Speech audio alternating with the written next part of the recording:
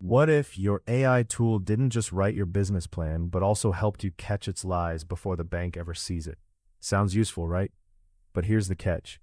Most evaluation assumes one person on a screen double-checking everything alone.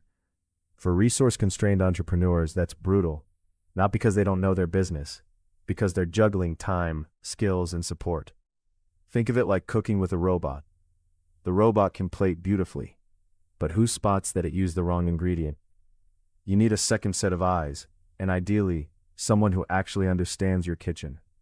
That's exactly what this paper explores. The researchers ask, what if AI plan evaluation becomes a group activity, not a solo chore?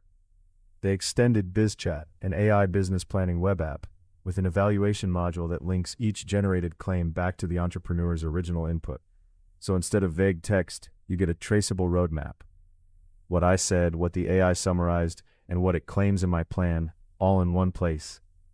Now here's where it gets viral. They didn't just test it in a lab with random participants. They partnered with community organizations in Maryland and embedded BizChat into entrepreneurship workshops.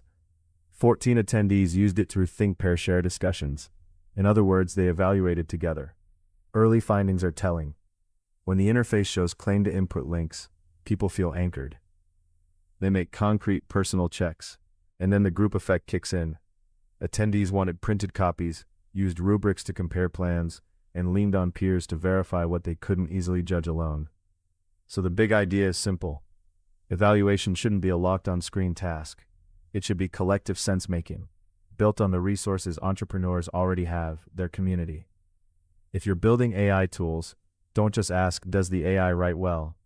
Ask, can real people verify it together, even when resources are limited?